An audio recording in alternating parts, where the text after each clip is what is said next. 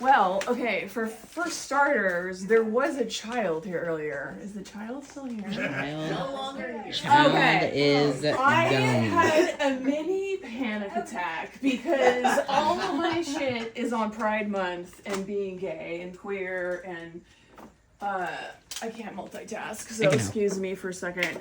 And I had a little mini panic attack and I asked him, I was like, how old are you? And he's like 6. And I was like, are you a mature 6? And he's like, no. And I was like, this is not going to go well. So I tried to like change I frantically was like, oh my gosh, I have to change like everything.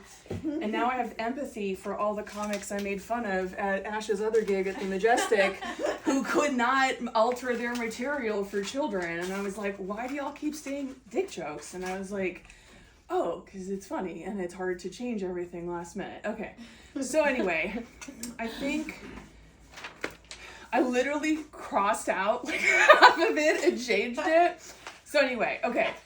For starters, so I'm bringing it all back. This was another bit I was going to do maybe with Ash, but I will tell you that I have such a horrible... Can y'all see me? Is this in the way of my face? You can see me? Okay. I'm so neurodivergent, I'm afraid I'm gonna like under the lights, but for the video, do I look good? You look good. That was the whole point. You look hot. Okay, good. That was the main thing. I will suffer a little bit for a good video. And so anyway, I was gonna talk about worst birthday ever, but it's also in December, so actually I think I'm gonna save it for December when everyone else is really happy, and I'm just gonna tell a fucking most horrible story. And the fact that I was a little too scared to say it, but that gives me glee to say that now, makes me wonder for my sanity, but what doesn't?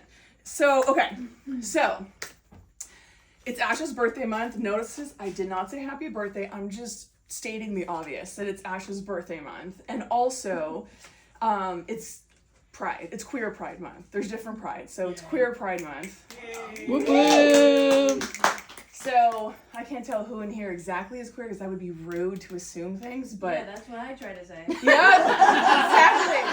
So rude, it's offensive. So anyway, but so it's Queer Pride, and also we just passed Autism Pride Day. It's also rude to assume who's autistic, but I do that too all the time. Because if you're friends with me, you probably are. So anyway, the rainbow prisms of both of those prides compel me to talk to you about both things, because both things equally exist in this, if you couldn't already tell.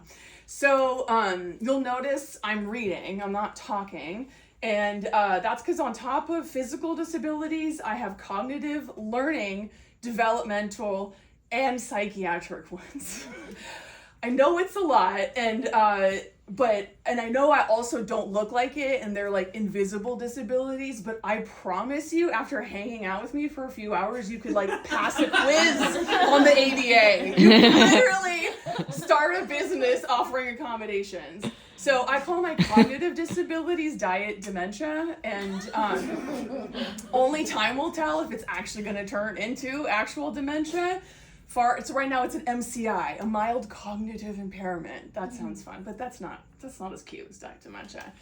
And ironically enough, I also have a reading disorder, so I'll still likely fuck this up. It's really hard out there in the streets being a genius with no cheat codes.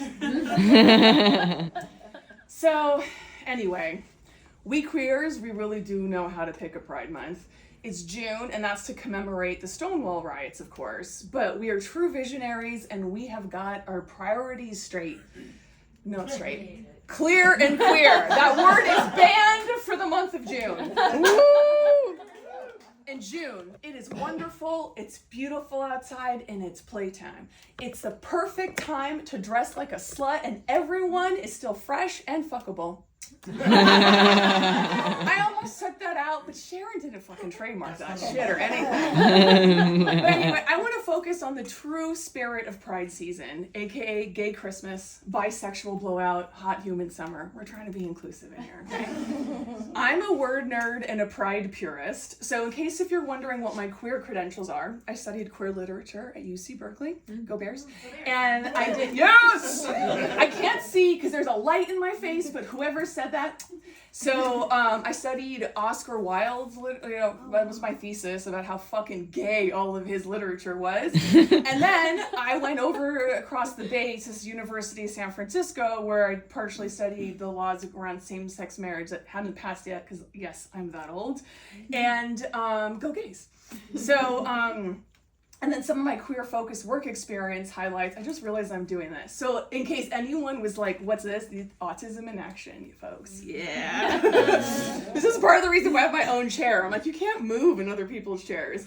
Anyway, so my work experience highlights are helping a queer theater owner with some landlord-tenant issues, a nudist organization becoming a nonprofit, and writing terms and conditions for a gay porn website. Ow! Yep, I am such a nerd that I spent my 20s either in a library or an office studying queers more than I was fucking them. Can you believe I was only diagnosed with autism at 46? I can't. I'm guessing the whole lack of autism was like also the lack of like Thomas the Tank Engine vibes. Like I definitely didn't have those. I was only the technical editor of the Maritime Law Journal in law school. I was which dealt with watercraft and vessels, as Ash is very intimately familiar with. And I worked as a law clerk at LAX, so that was planes. So, not trains. And then there was the time that I was the senior board analyst at the Golden Gate Bridge District. So obviously a bridge, and in the jurisdiction was also like ferries and buses. And also while I lived in SF, I was 1 block away from the intersection of 2 of the cable cars, 2 blocks from the Muni, the BART, and a streetcar, and a bunch of above ground buses. But no locomotive trains. Who could have told? Who could have known? Anyway, remind me doing Disability Pride Month in July, next month, to tell you about the queer, neurodivergent, genderqueer disabled pipeline. It's a real thing, and the Venn diagram is basically a circle, and it is straight up science. There is the connection to all those things, and especially being queer and genderqueer and trans and gender, trans is genderqueer. I don't know why I said that twice. And being hypermobile. That's what I was reaching for. Hypermobile. So where do you think all the jokes about bisexual sitting funny come from? Like it's literally science. I don't make the rules. I am just completely terrorized by all of that. Yeah. So anyway, when starting Modern Pride, our queer elder said, the poison was shame, the antidote was pride, which is wonderful. But back then we didn't fully include all the identities because for some reason we can only focus on getting like a few integrated into society at a time. So obviously right now trans folks have been consensually put on the front lines because family value straight men are extremely concerned about the fairness in women's sports. Even though they don't play them or actually watch them or fund them. That's irrelevant. So instead of LGBT+, I kind of feel like culturally, the acronym more is like GLTB ? It's kind of like, welcome G's, we need some more stylish bitches and twinks with witty comebacks. Don't dress everyone, naturally. L's, you're next, but we have some notes. We love your porn, but why do you hate men so much?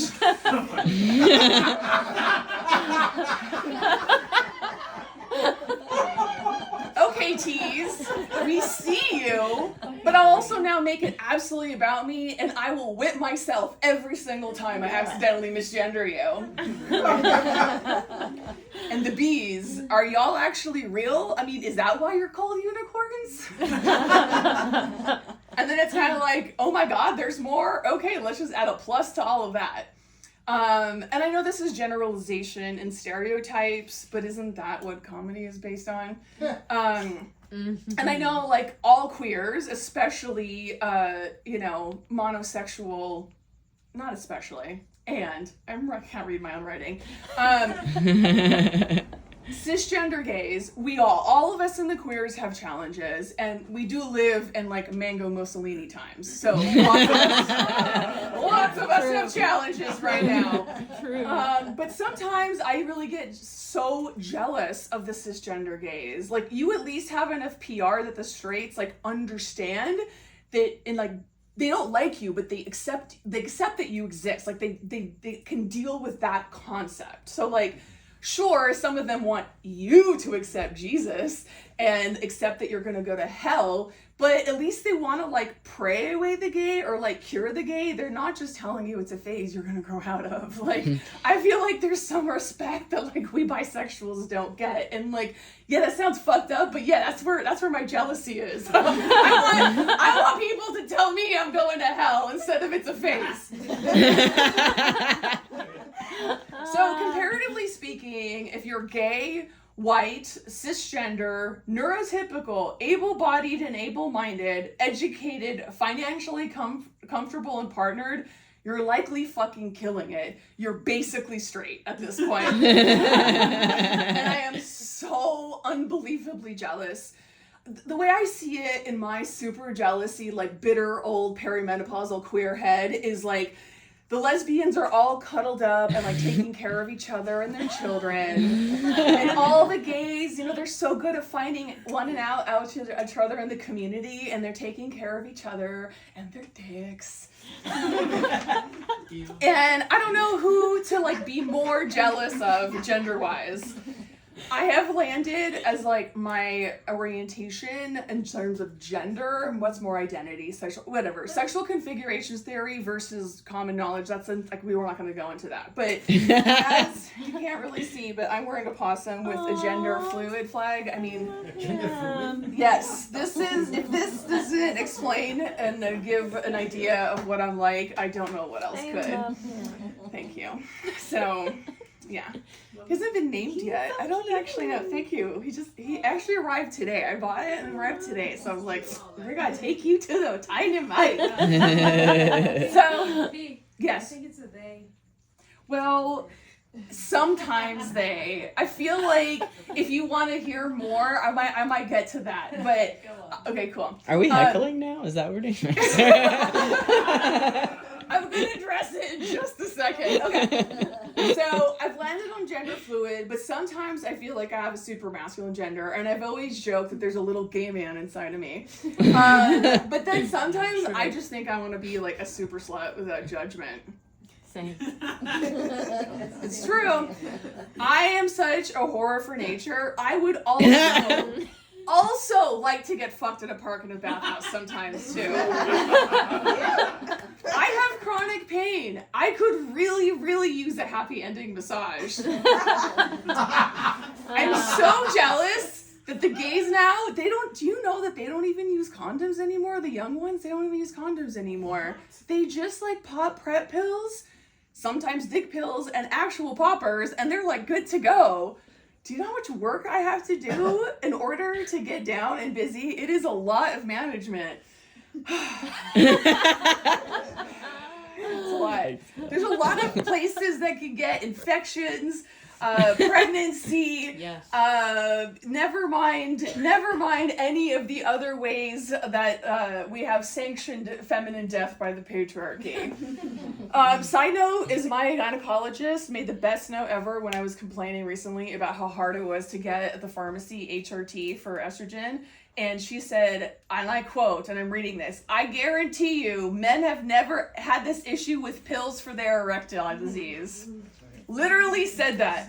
And that's why she's the person I trust to drug me up, turn me upside down, stick a robot on me, and take out my uterus in December. Woo! But I'm also jealous of lesbians. They have so much solidarity, and they're so good at taking care of their chronically ill partners, because we all know that so much of it is a consequence of medical misogyny. They do it with the same passion and gusto as fucking the patriarchy. And since I'm running out of time, I'm going to end on straight men. Don't even get me started on straight men. They leave their partners 21% of the time when they fall ill. Straight women do that 3% of the time. and y'all are wondering why we would choose a bear. I'd probably still even choose a bear over a lesbian, though, to be honest. Some are still so scared of us leaving them for a man that they won't fuck with us bisexuals and then have the nerve to get mad when we fuck with men. I don't think that they realize they're contributing to the supply-demand issue. And I'll say, obviously, all of us are still traumatized by a lot of straight men. Not all men. I know there's like, I don't know, 2% of them that are good. There's like a few here, but like, you know, I don't like going finding needles in haystacks. It just really annoys me that like I'm still cursed with being attracted to them. I have terrible taste in them. It's absolutely my fault. Like, don't get me wrong, I know this, but I feel like I have to go sleep with the enemy to get my needs met. But don't worry, I don't get into long-term relationships with them, and I certainly don't treat them as actual humans with feelings anymore. Thank you. I have learned from the best, which is pretty much all of them. So the last cishet guy I was with was a guy named Guy. So I've decided to retire. That is peak. I cannot do worse or better than that. Hell yeah.